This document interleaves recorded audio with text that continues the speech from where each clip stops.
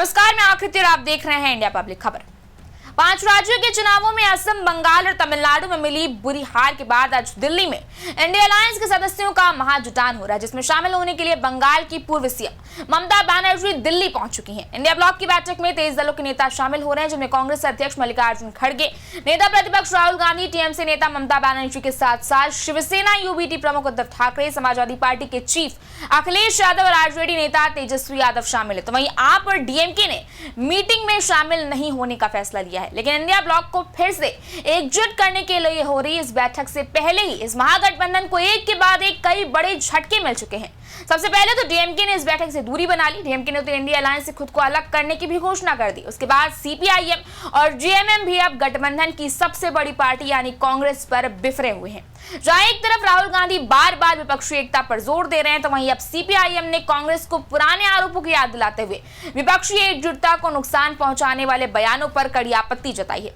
दरअसल विपक्षी गठबंधन इंडिया के 23 राजनीतिक दल आज दिल्ली में बैठक कर हालिया विधानसभा चुनावों में क्षेत्रीय दलों यानी कि तृणमूल कांग्रेस, टीएमसी और डीएमके की हार के बाद बदले राजनीतिक समीकरणों पर चर्चा करने वाले हैं। साथ ही बीजेपी का मुकाबला करने की रणनीति पर भी मंथन किया जाएगा।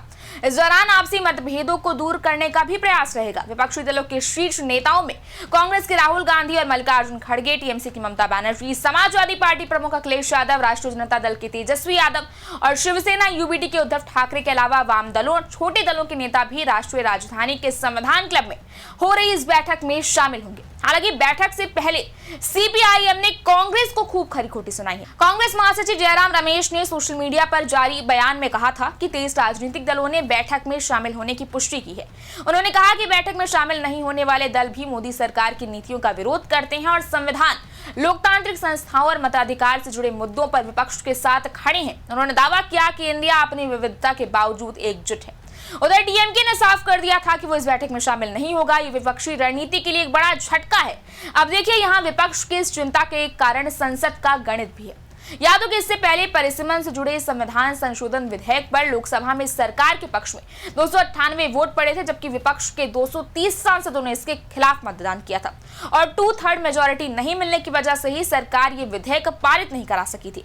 अब ऐसे में अगर सरकार मानसून सत्र में फिर से इस मुद्दे को लेकर आती है, तो विपक्ष के लिए पिछली बार जैसी एकजुटता बनाए रखना एक बड़ा चैलेंज होगा, क्योंकि जिस हिसाब से इंडी ब्लॉक में अंदरूनी खींचतान सामने आ रही है, उससे तो यही लगता है कि विपक्षी महागठबंधन अंतिम सांसें ले रहा है।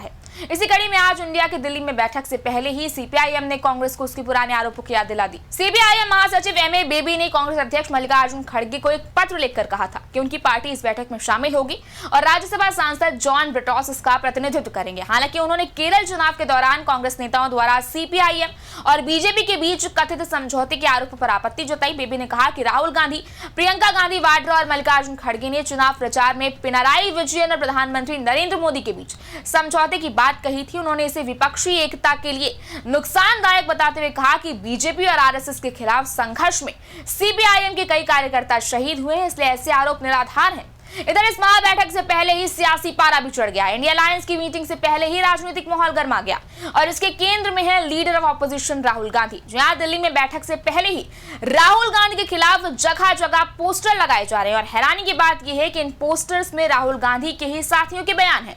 इंडी ब्लॉक के कई नेताओं का जिक्र है इसमें। ममता बनर्जी का बयान है कि कांग्रेस अपनी विश्वसनीयता खो रही है। इसके अलावा शरद पवार का पोस्टर शामिल है। भगवंत मान के बयान वाला पोस्टर लगाया गया, जिसमें वो कह रहे हैं कि राहुल गांधी में कंसिस्टेंसी की कमी है।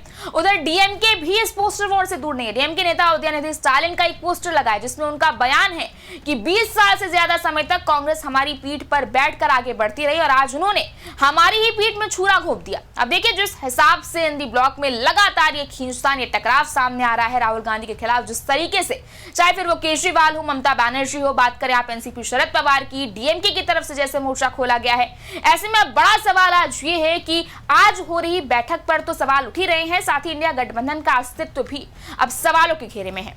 इस बारे में आपकी क्या राय है, आप हमें कमेंट सेक्शन में जरूर बताएं। इस वीडियो को लाइक करें, शेयर करें, चैनल को सब्सक्राइब करें। शुक्रिया।